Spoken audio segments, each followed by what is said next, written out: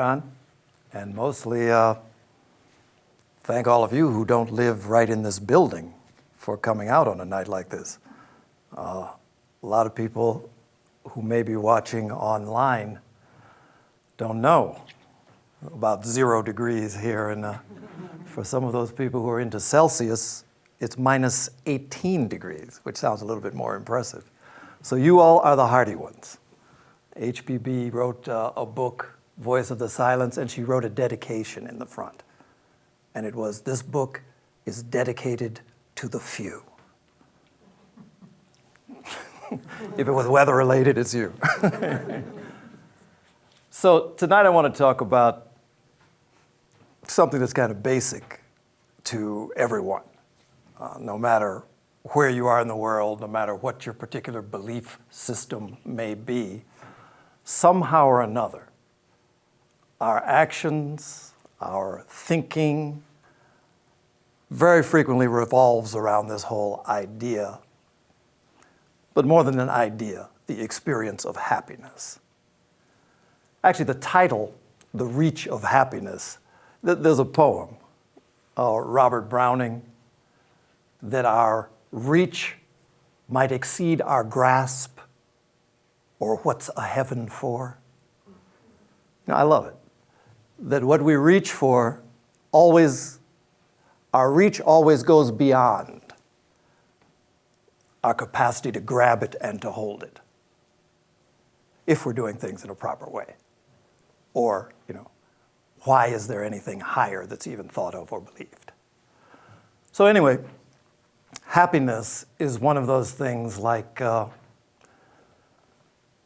breathing, you could say. It's built into the fabric of who we are. It's built into the social structures, certainly of the Western world. Every single religious tradition talks about it, emphasizes it, and speaks about different ways that it can be defined, first of all, and then attained and experienced. To anyone who ever made it through a American history course or a civics class here in the US, you know that the very fabric of our social structure is founded on certain unalienable rights, is the word that was used in the Declaration of Independence. We hold these truths to be self-evident, that all men, and most of the rest of you ladies,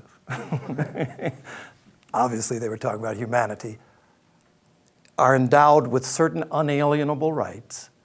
And then they named 3, that among these are life, liberty, and then the last one they name are the pursuit of happiness. Not the inalienable right of happiness, but the right to pursue it as best you can. And so that's sort of the thing that sets us all in motion, it seems. The pursuit, the search for. And it can go in a lot of different funny directions, obviously. But it's a religious concept too, philosophical concept. In Buddhism, it's just a basic understanding that every single thing that lives, all sentient beings, desire happiness. It's just one of those things that is just an unarguable point of that particular philosophical worldview. That if it can feel, it tries to position itself, it tries to utilize its consciousness somehow to experience happiness. So, something this important, something this embedded in the fabric of our societies and pretty much in the fabric of who we are, probably deserves a little bit of consideration now and then. The words of, I was trying to quote who it was the other day. We decided it was Socrates about the unexamined life. Socrates.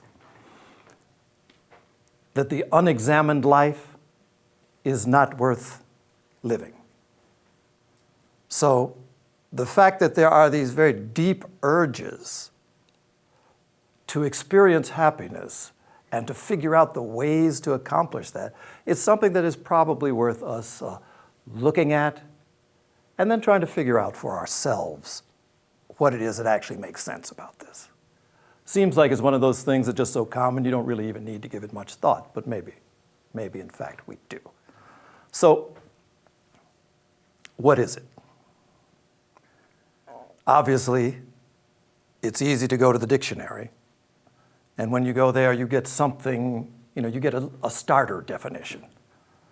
So, in a general sort of conventional sense, when people speak of happiness, tend to be speaking of a state, mental or emotional state, where there's some sense of well-being, that things are okay in the world. And along with that, some sort of sense of contentment with the status of things. And that's generally what's talked about when you read O Magazine and they talk about happiness. It has something along that line, that we're talking about a state of being where we feel as if we're okay in our positioning in the world. A lot of this has developed actually into, there are specific forms of approaches to psychology now that deal directly with the science of happiness. And so they have a lot of different ways that they test that, different ways that it's described.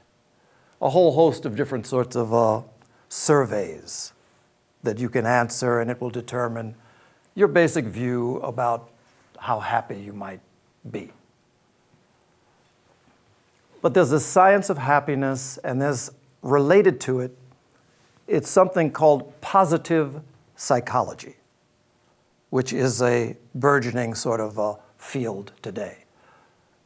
It emphasizes the positive sorts of uses of the mind to cultivate some sense of happiness. And it tries to analyze what are the factors involved in how it is we perceive that, how we experience that. So within that particular discipline, there's this acronym that stands for these 5 characteristics that are generally associated with the experience of happiness. And so it's called, the 5 letters spell out PERMA, P-E-R-M-A. Makes it a little bit easy for someone like me to remember. So the first thing that they would say is related to happiness is pleasure. That's kind of a no-brainer. For most people, pleasure is where it begins and ends for many people. The second one is what they would describe as engagement. So the extent to which we actually find ourselves engaged in and absorbed into those things that we are doing or those things we're involved with. The R part of it stands for relationships. So the obvious thing that is becomes clear is that people who have networks of relationships tend to be people who describe themselves as happier.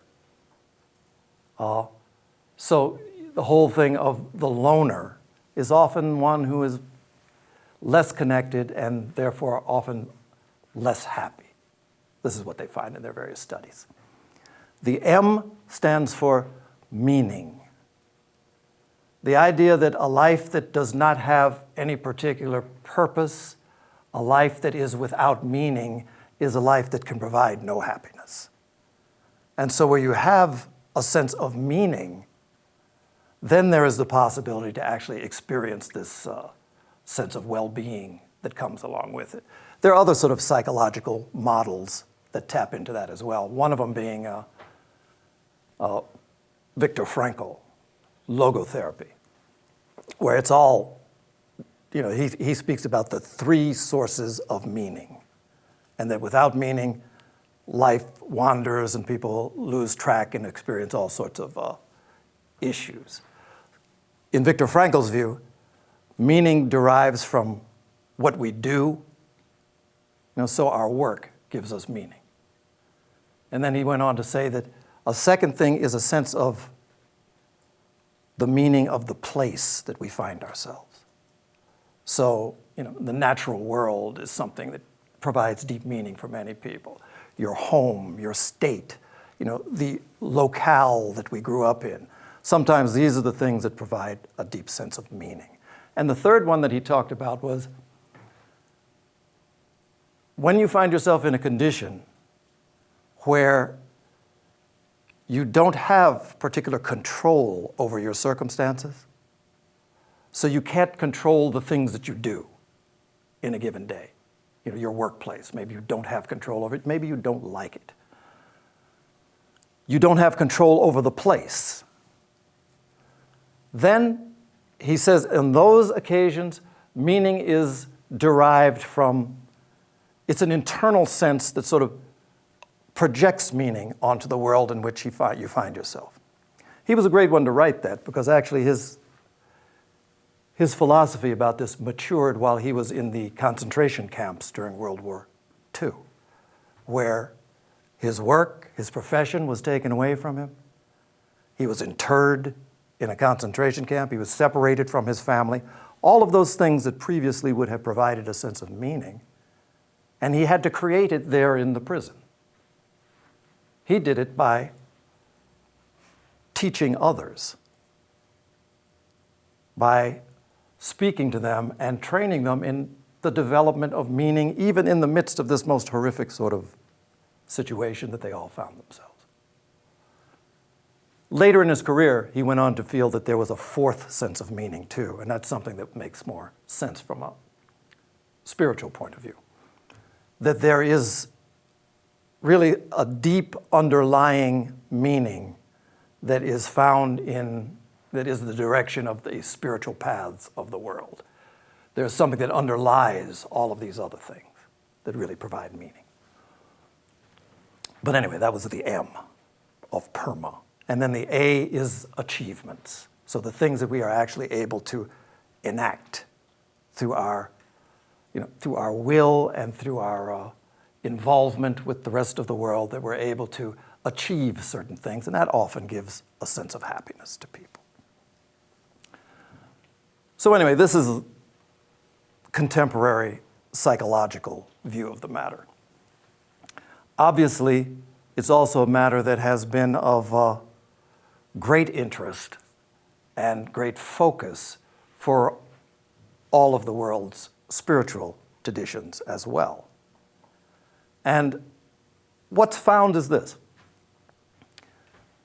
And when we look at it just for ourselves, just take spiritual traditions out of it and just use our own sort of common sense and experience, somehow or another, there is some relationship between happiness and between desire. In a certain sense, happiness somehow seems to arise at those times when desires become fulfilled. Does that make sense? I mean, I'll give you a concrete example. Maybe I'll give you a concrete example a little bit later. But so there is this sort of observation that we make, that there are a lot of things that we desire, and every now and then we get one of them. And at those moments, the description of how we feel, often the word happy seems to pop up. It causes some problems also because for many people, just superficial students of their own lives, many people start to associate happiness. Happiness equals the fulfillment of desire, which can get you into some trouble along the way. So there's that view. So Eastern spirituality tends to have a very definite approach to these sorts of things. And very often, it's kind of difficult sometimes for people brought up in the West, particularly for Americans, to embrace some of the ideas that are almost core ideas in such religious traditions as Hinduism or Buddhism. Because very often to the Western mind, it's something where this approach seems in some ways to be life-denying. So an example is this. One of the great spiritual texts of India, written by Sri Shankaracharya. This is about 2,000 years ago or so. And it's a book called the Viveka Chudamani, The Crest Jewel of Wisdom. It's a nice title and very, very good, good scriptures. But within that particular book, there is this, this sort of a model for the cultivation of the spiritual life. I found myself saying here recently, to some degree,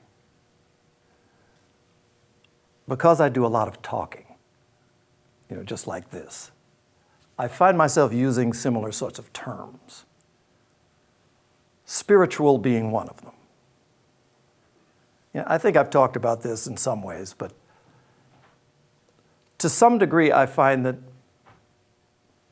while I feel I know what I mean when I say that, and I make the assumption that those I'm speaking to often have the same sense of the word, I do start to feel that in some ways it can be something that also excludes people. I'm getting a little bit concerned about that, in the sense that everybody that you talk to is not Theosophists. Everybody that you talk to is not involved in a particular religious approach. And so the assumption of something which underlies everything, that underlying thing being spirit and spiritual, is something that I find from time to time people draw back from, for whatever it is their experiences with religion or their own sort of thinking. And so more and more, I'm trying to make this shift. I haven't done it yet, obviously, because I'm still sitting here talking about spiritual this, spiritual that. But a more all-embracing term that is kind of hard to argue with is the term consciousness. And so where I might say spiritual path, I could also talk about the process of the unfoldment of consciousness. Because, spirit, you can say, I don't buy that. Consciousness, that's difficult. Because if you're arguing with me, you heard it, you were conscious. So watch me with that one. See if I do well with what I say I'm trying to do. But the idea behind some of these approaches to the unfoldment of consciousness that are called religions. In the Viveka Chudamani, there are these 4 qualifications that are specified as necessary, really, to seriously embark on this sort of unfoldment process. And in the Theosophical tradition, the same thing is echoed in the book At the Feet of the Master, that little bitty book by Krishnamurti when he was 13 years old. 4 qualifications of these: discrimination, desirelessness, and that's the one we're going to talk about, desirelessness, good conduct, and love. Of those 4, they're elaborated upon. But of those 4, in At the Feet of the Master, it says that the most difficult one, if you had to guess, of discrimination, desirelessness, good conduct, love, what do you think they would say would be the most difficult one? And anybody can speak up. Desirelessness.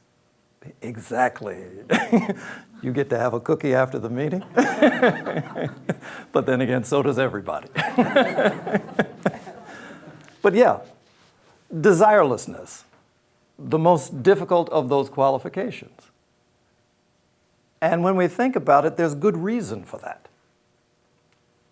As human beings, we are very, very closely associated with our desires.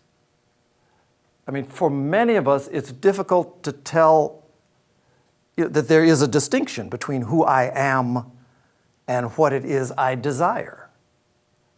I mean, I've had conversations with people about this sort of thing, where they're talking about something, they might be angry at someone or feeling that something's unjust in the world or some emotion of that sort. And when you talk to them about perhaps another way of approaching it, sometimes you get some very deep resistance to the point of people saying, look, this is just who I am. I'm just, whatever, fill in the blank. I'm just angry. I'm just righteous. I'm just whatever it is. This is who I am. And so this is a problem. Because, the sort of level of analysis that this examined life requires, a little bit of examination, you start to see that maybe that's not true. And clinging to that could bring you some issues. So there's this close association of our identities with our desires that can be problematic. And then, too, there's a whole social structure within which, at least in the West, we grow up and we live, where happiness and desire are these sort of inalienable things that are claimed without really knowing what they are. So, to kind of unfold, to unwrap this idea, we should probably just ask ourselves and then now analyze a little bit. When we say, what is desire? Or what is a desire? What is it that we're even talking about? So, in Eastern spirituality, in the spirituality of India particularly, there is this idea that there are organs of knowledge. They're organs of knowledge, they're organs of action. So when we talk about the organs by which we attain knowledge about the world around us, the term they use are the jnanendriyas, or jnanendriyas, jnana being knowledge. So the organs that bring us knowledge. And basically, they describe the organs through which our five senses. So they speak of the eye as one of these organs of knowledge, the ear, the nose, the tongue for taste, the hand for touch. So these are the ways that knowledge about the world around us comes into us in the form of sensations. So this is one level of knowledge. You touch something, you feel whether it's rough, you feel whether it's smooth. It's a sensation. You see a light, you perceive it as red, you perceive it as blue, you perceive it as very, very bright. That's a sensation. Sounds, tastes, all of those things are sensations that come to us through these organs of knowledge. So a sensation, it's not a desire. At that level, it's just something that we perceive. What comes out of that, though, is quite necessarily what happens is this. If you touch something and, like a kitten's belly, and it's something that's warm, something that's soft, there could be a sense that this is pleasurable to touch. At the same time, you could put your hand on some dry ice or touch a hot pot. It's the same sensation of touch, but this obviously is painful. So you get this separation that occurs at this level purely of just sensation. Things become pleasurable, things become painful. And there's this middle ground where it doesn't really make much difference. So that's all right. This is not the nature of desire as yet. I should tell you, just by way of definition, when I'm talking about what is a desire, I'll give you a definition and then you can check in and see if it works out by the time we get to the end here. A desire is a thought chasing a sensation or chasing an emotion or a feeling. So we're at the level of sensation right now. So sensation is pleasurable, it's painful. No big deal with that. The next thing that happens, this is just physical at this point, but then we move to, as this sensation moves deeper within the consciousness, then it starts to relate itself to the emotions. And so in the emotional realm, you have this whole thing where what is pleasurable now becomes that to which we become attached. We want pleasurable experiences. What's painful, we don't want. So on the one hand, there becomes this sense of grasping for, and on the other hand, a sense of trying to push things away from us. At this point, we've moved into the realm of the feelings and of the emotions. What began as something physical now has taken on a whole nother quality. And even that is perhaps not, the desire element is not yet complete. But what happens almost immediately thereafter is that once we've identified that to which we want to attach ourselves, and once we've identified that which we don't want around us, at that point, the mind becomes involved. And at that point, we have a desire, because the mind takes over the process of achieving what it is we want and pushing away what it is that we don't want. And what basically happens is that the entire world at that point becomes colored by this attachment to some things, aversion to other things, and it gets to the point that even the people that we meet, this guy looks like someone who treated me wrong back in kindergarten. I don't like him. Haven't said a word to him. Don't know him. But there's this reaction based on something that is, has become ingrained through this process of desire. So it colors the world in ways that are unhealthy because it's unreal. And that's this point where we reach, where desire becomes completely overwhelming in the sense that what began as perhaps just a physical sensation now is something that involves every aspect of the total personality. You have to realize, in the theosophical point of view, when we talk about personality, what you're talking about is this compound of the physical, the emotional, and the mental. You put all of those together, that's what is described as the personality. So that total package is involved in this process of creating and fulfilling desires. And this is something that, in various spiritual traditions of the world is spoken of as being blinding.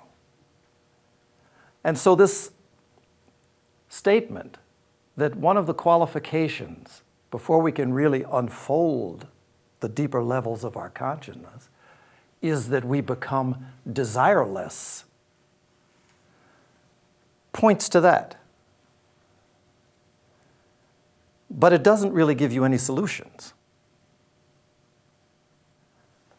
So what I'm going to propose is this, that this whole happiness component of it, in many ways, kind of gives the solution, gives the explanation that is largely missing from just the superficial expression of these four qualifications. Because here's an example from the realm of desire. You can plug anything in that you want, but often I talk about ice cream. So that's okay, that one worked. So somehow or another on a given day, it's hot outside and you get a taste for some ice cream. I want it. And so this desire, comes up. And so then the mind obviously starts getting engaged. Okay, where is the nearest place? Do I go to the grocery store? No, I want hand-packed ice cream. Maybe I should look at my Around Me app on my phone. Okay, there's a Baskin-Robbins a few miles away. So the mental work of arriving at the solution to this desire occurs. So you might get in your car, drive, get there, get your ice cream. And then when you get it, obviously what you do, as soon as you step away from the line, you take that first bite. And it might take 2 or 3 bites. I don't know how easily your desires are satisfied. But at a certain point, that particular desire that moved you out of your home, that put you into your car, that had you digging down into your pocket to come up with $3.35 for 1 scoop or whatever it is, becomes satisfied. And in that moment, very often the experience that people describe, if you say, after you had that bite, how did you feel?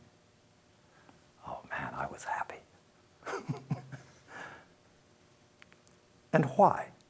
I mean, you could plug anything into that. It could be the car that you want. It could be that job in the corner office that you have been craving and working toward.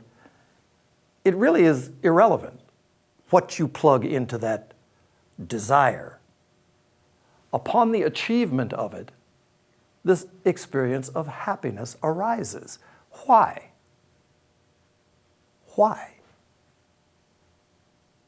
What is it that's going on in that moment that is different from the moments in the car going over to get it, that was different from the moment when it was generated in your mind? The difference is this, that for however long it lasts, we find ourselves in a state where, at least as far as that particular desire is concerned, desire has ceased for a moment. It stopped. That one's satisfied and it drops away. And when it drops away, what you find underneath that is what people describe as the experience of happiness. Does that make sense? So, desirelessness, really, it's not some life-negating Eastern concept. It really is just a description of the process that we all undergo. When these desires drop away, and if we were to really describe what desire is, it's this self-generated idea, this thought that we project out onto the world around us and use all of our vehicles and all of our energies toward satisfying. So in that process, when this energy of all of our personality is satisfied and all of that comes to a sudden rest, that's when we describe ourselves as feeling happy. And it's a very, depending on the level to which we can achieve that, and you don't achieve it through ice cream, I mean, obviously. This is why a lot of people feel that happiness equals fulfillment of desire, because those are the moments that they can point to that they can say they were happy. There's a fellow great man in history, Prince Otto von Bismarck, Prussian Empire. He is the one who really united the German states. He was an incredible statesman, fought a bunch of wars, and out of that created a balance of power that had not existed before in the Prussia and in the modern German state. He's in the late 1800s. Had everything. Wealth, power, influence, everything. His description of his life was that during my whole life, I have not had 24 hours of happiness. That's not such a good feeling. Person who was in position of power over thousands and thousands of people. Entire life, he couldn't see where he had 24 hours where he could say he was happy. That's a sad thing.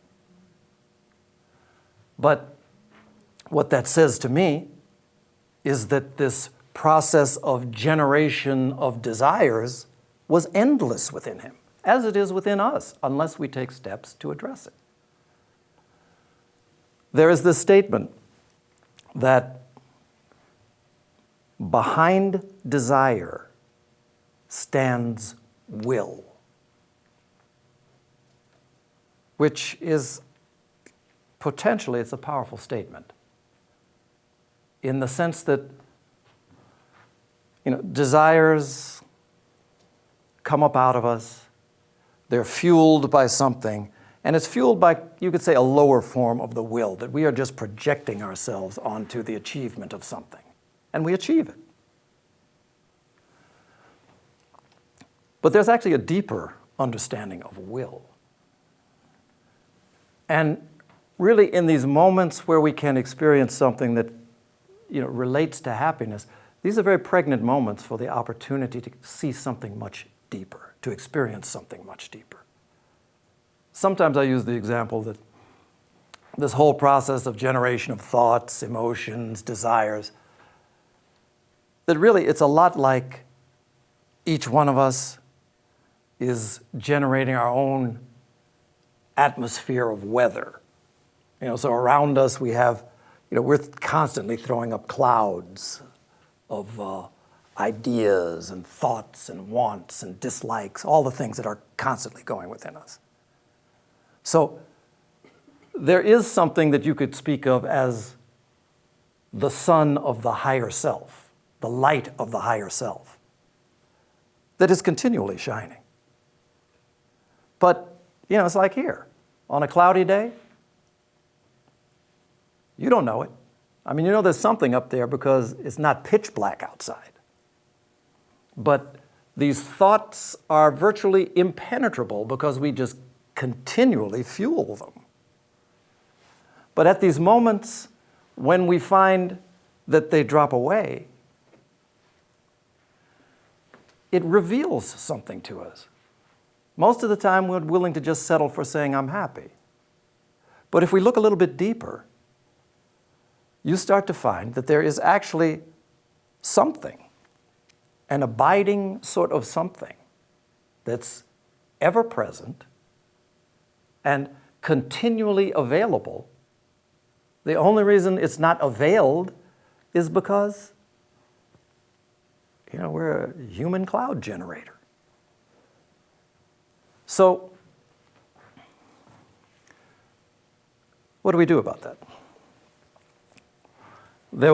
I ran across a quote by a fellow who I assumed to be a very profound Taoist thinker and philosopher.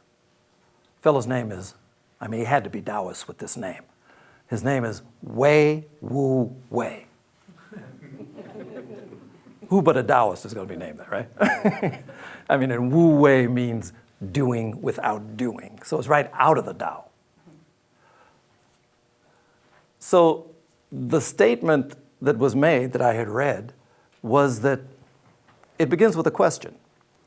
Why are you unhappy? And then he answers the question. Because 99.9% of everything you think and everything you do is for you. He said it's for yourself. And then he adds the kicker, it's for yourself and there isn't one.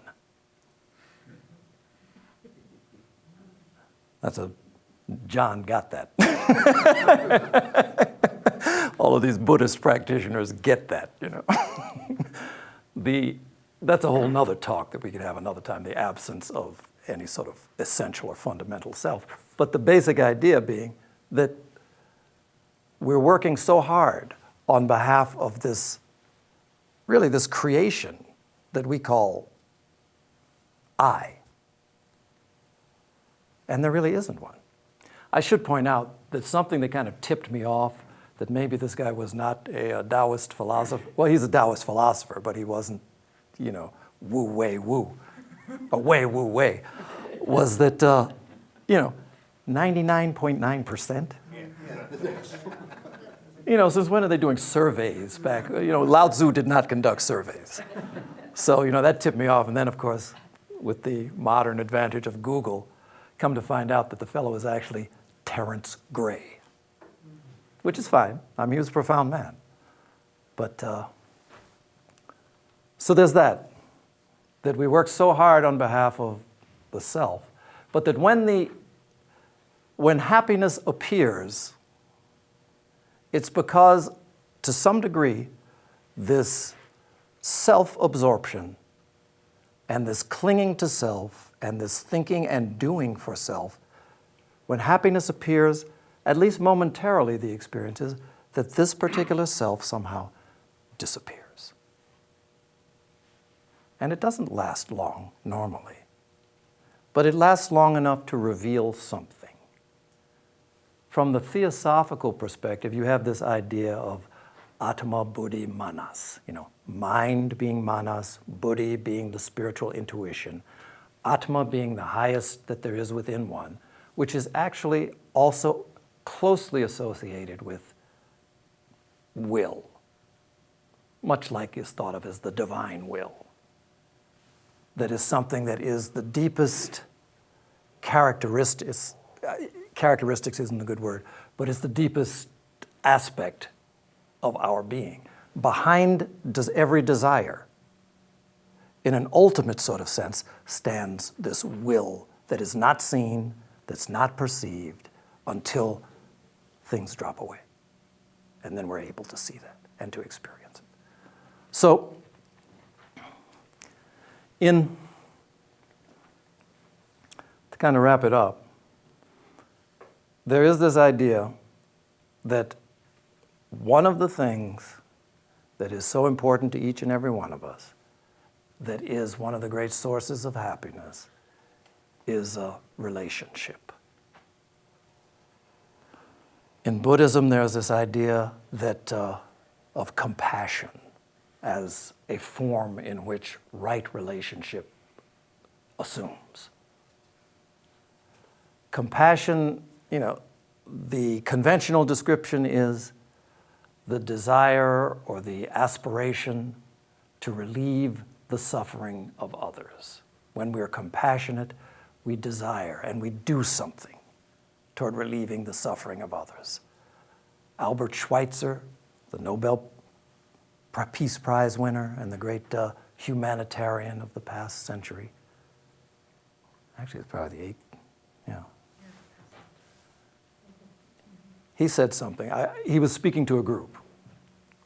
And he must have been asked a question, but what he told them was this. He says, I do not know what your destiny will be. The one thing that I do know is that the only ones among you who will be truly happy are those who have searched for and who have found a way to serve others. Not just have found, have searched for, have invested yourself, have engaged yourself in how can I best serve others. There's a phrase that I puzzled over for a long time. It's in one of the fundamental texts of the Theosophical Society, The Voice of the Silence, little bitty, very poetic book about the inner life. But there's this phrase in there that talks about compassion. And what it says is that compassion is no mere attribute. It is the law of laws. It's a powerful statement. but I can't honestly say that I really understood it. Because I started asking myself, the law of laws. And then I start thinking about what laws I might be aware of. This one, clearly it must be beyond gravity. You drop it, everything falls. There's an attraction between everything, but this is the law beyond that law. Karma, which is talked about as universal. Compassion, in the sense that I understood it as the desire to relieve the suffering of others, that didn't quite come up to that level. But recently I've started to feel as though perhaps I'm understanding it perhaps a little bit more deeply in this sense. When we behave compassionately, when we act in ways where we reach out to try to alleviate the suffering of another, to some degree what is necessarily happening is that this sort of very tight boundaries of what we call myself enlarges. So it enlarges to now embrace this one that now I am trying to serve, to relieve this one's suffering. And everybody's got suffering. And so when they talk about the great beings, the Buddhas, the Jesuses, the Krishnas of the world, they talk about people whose sense of compassion was such that it didn't embrace just my family and friends, or even just my nation. It was a universal sense that everything suffers, and I embrace it, and I will find ways to alleviate that suffering. And that's sort of what's spoken of in Buddhism as the bodhisattva vow. That I will attain enlightenment for the benefit of all beings, and I dedicate my life to that. This is an enlargement. This is something that, in that state of mind, or anything even approaching it, happiness reveals itself to us. The clouds do part. And that light of the higher self does, in fact, shine as it always does, but it hits the ground now. It reaches you and it reaches me. And that's a goal worth going for. I used to give the simple advice on those rare occasions that someone would actually ask for advice, and after I'd make them sign 3 waivers, saying, okay, you want advice, sign off on this one. That, you're feeling a little bit down, here's what you do.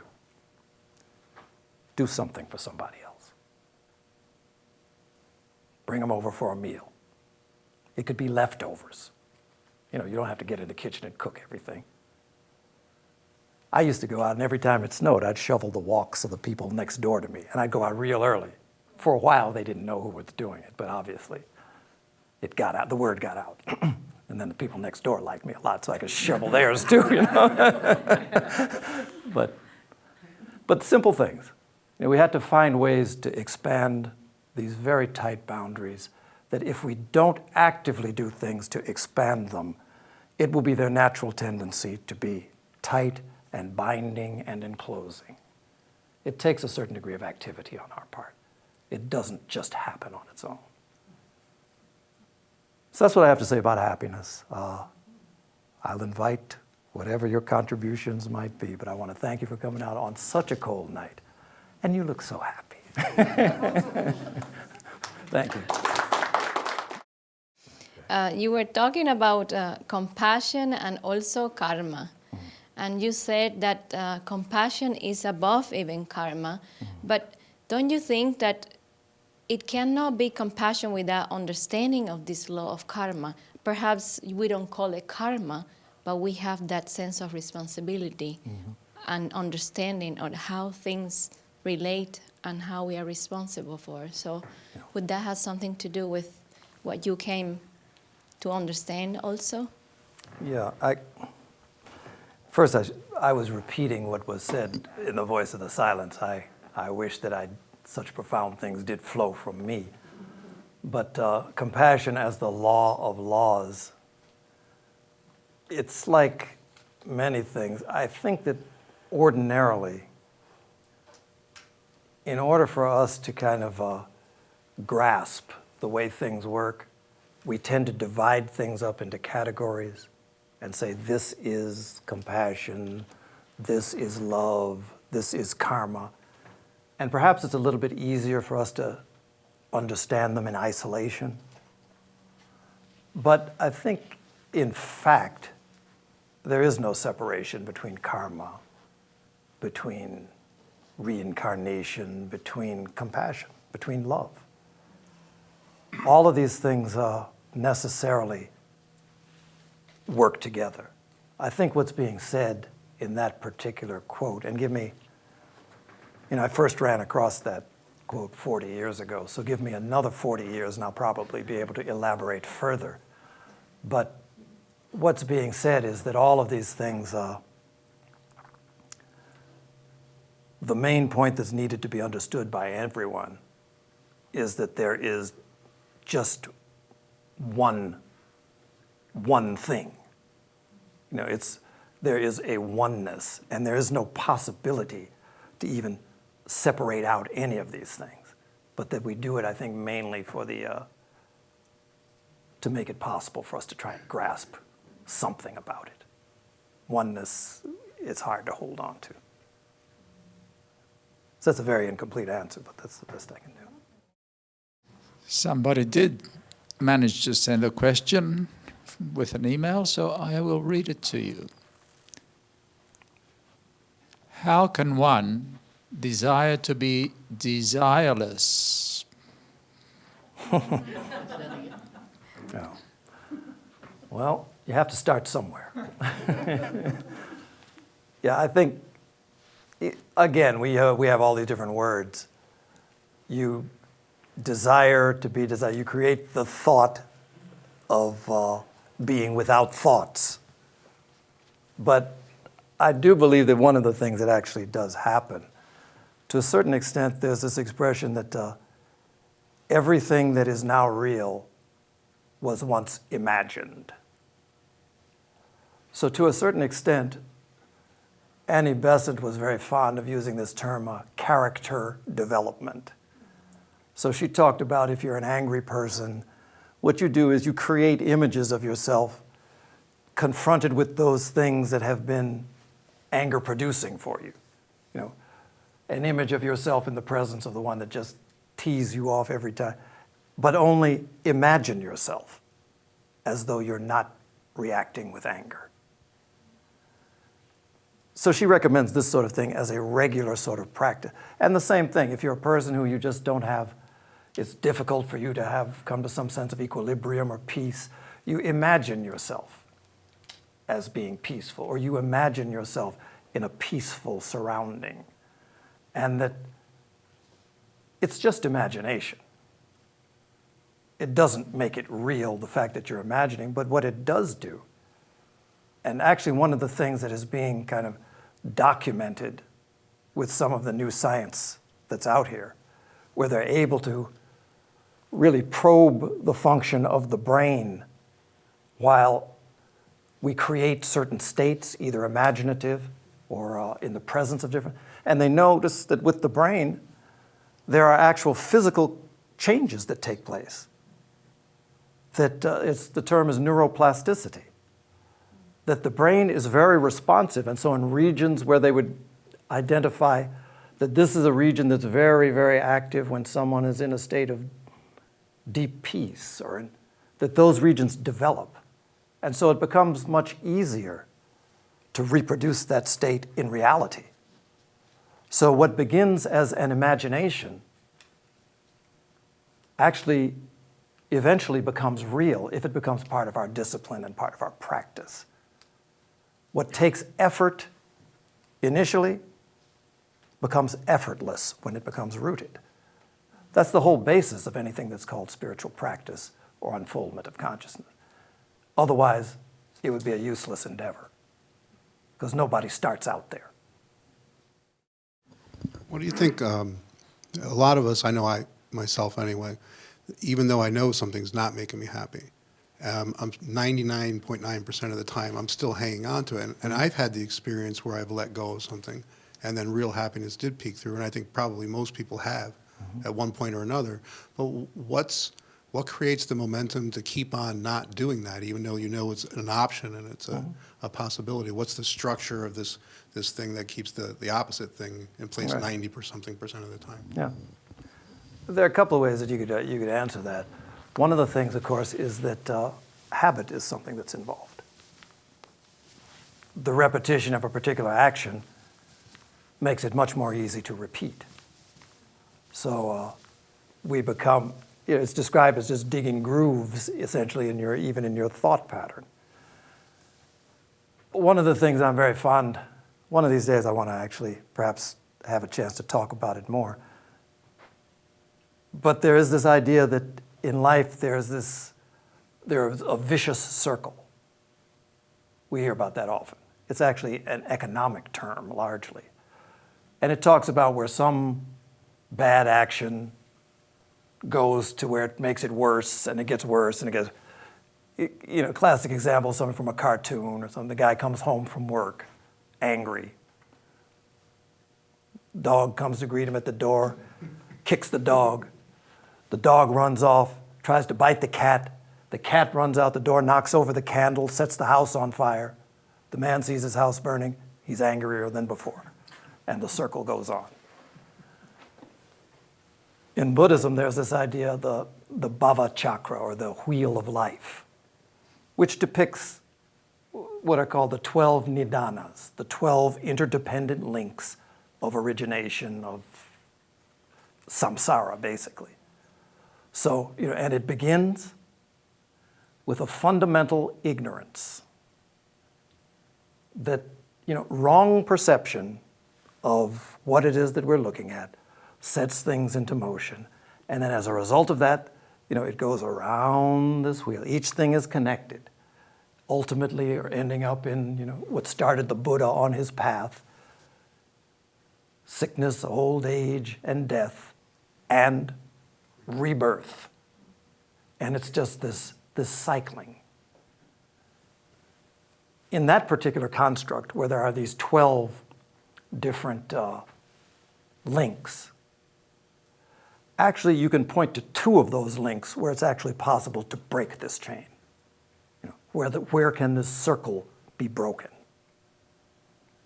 The first, obviously, is the removal of ignorance. But then the second point is, after it's cycled through, so what would be, I guess, the 7th, which is perception. That there comes a point when you actually perceive.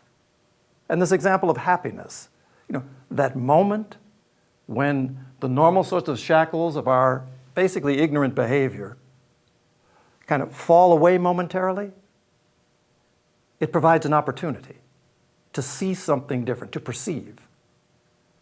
And in that moment of perception, if used rightly, if you can see this and see that perhaps this is in fact my natural state, perhaps this higher mind, this higher self, is the nature of who I am, then you can interrupt the cycle. Those are the points where you can get off of it. But when you miss those, you miss the bus, and you're back on the ride. Even in this diagram of samsara, it's very interesting because they do the visual depiction of it. In every one of these conditions of mind, when they paint the picture, the graphic depiction, in every one, whether it's in a hell realm or whether it's in a godly realm or a human realm or an animal realm, whenever they do it, always there is an enlightened being standing in the middle of it. Which is the message that no matter what state of mind you find yourself in, no matter what condition you find yourself in, this opportunity to find freedom from that is always available, if you avail yourself of it. I think Ruben had a question. This may be out of context, but is it true that the Creator, when He creates His universe, is in ecstasy. And here we are in the material universe, and when we do service, we are in the process also of creation, imitating the Creator, like the imitation of Christ. And then we bring down the ecstasy. The ecstasy becomes happiness. And then, as you said, compassion is the law of laws, and so on and so forth. Is that true? I think that's a valid description.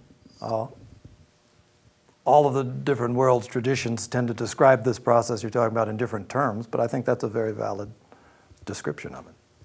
Yeah. Tim, you mentioned one of the ways to achieve happiness is to help others. I was curious if Bismarck would have known the concept of a gratitude journal. Yeah. Is that on your circle? Is that the 7? Is that the perception? Because if you think about the gratitude and you break the cycle, that's why you're focusing on the good instead of the not so good. Yeah. Actually, that's one of those, when they do this sort of testing of the responses of the brain in the laboratory, where that's one of the ones that they utilize, where they ask people to kind of think, basically a gratitude journal, think of something that brings up the sense of gratitude. And they find that that is one of the most powerful things for influencing the mind into these states of happiness. It's a very, very powerful state of mind. And this sort of journaling is something that people have found is very, very helpful. Because again, I can sit here right now and think of all the people and all the things that have made this moment possible for me and be grateful. And then go away and don't think about it again for another month. That doesn't create any changes in the brain, or that doesn't create any real changes in our behaviors.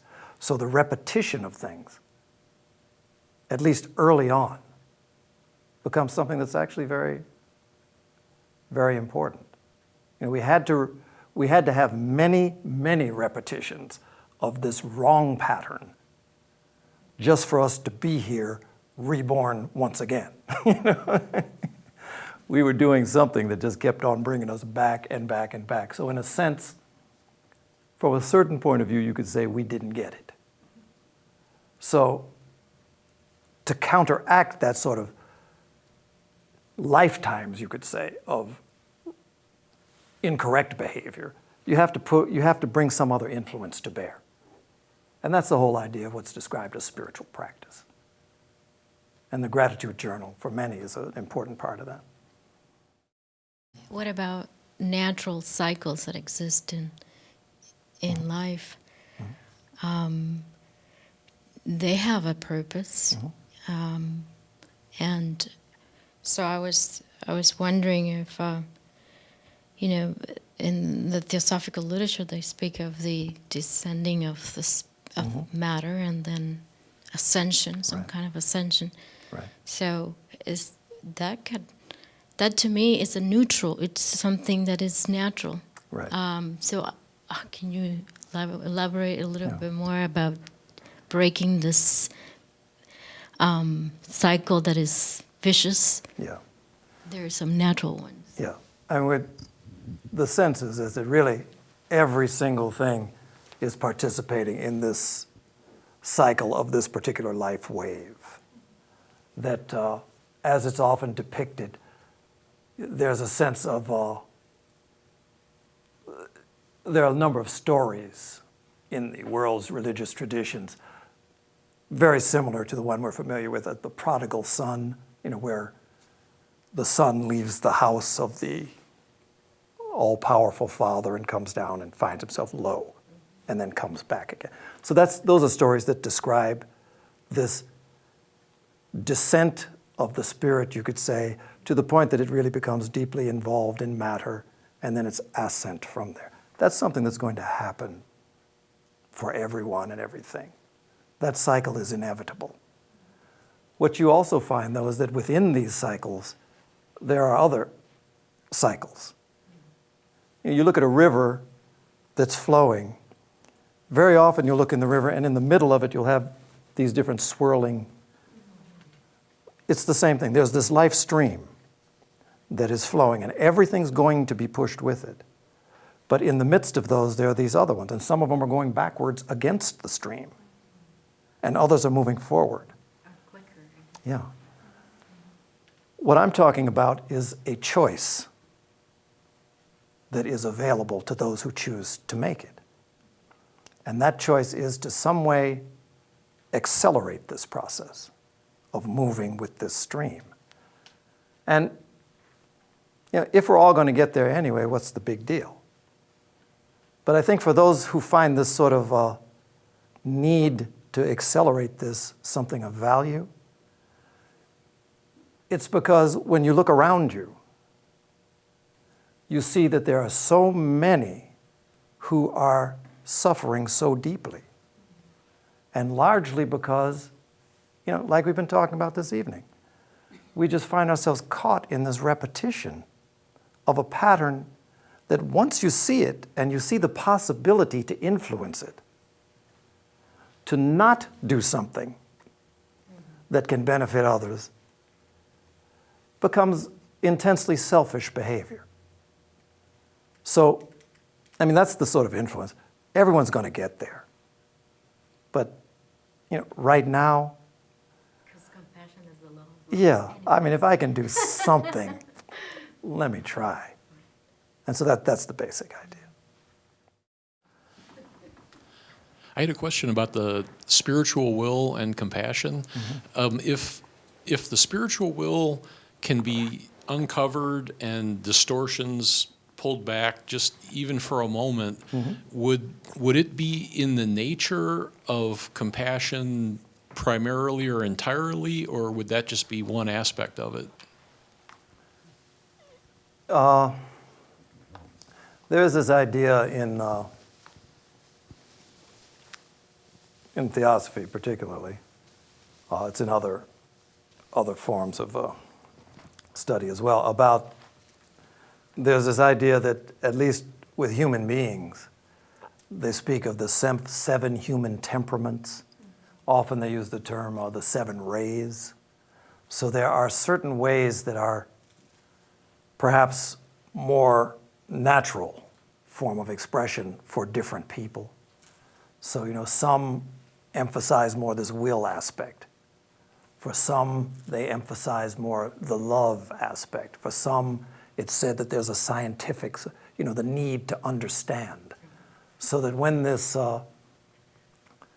atma, when this will becomes activated within the individual, it's something that will find its way of expressing. It's like if you plug a toaster into the wall, it gets hot. If you plug a computer into the wall, it does what a computer does. But it's all electricity flowing into it in each case. So similarly, this sort of spiritual will functions in different ways depending on the mechanism through which it is working. So very often people tend to feel as if they have a sense of what their particular ray might be. That's good, I guess, if you do. But I think maybe it's a little bit harder to know. At the level that we're at, we're probably a blending of many different things at this point.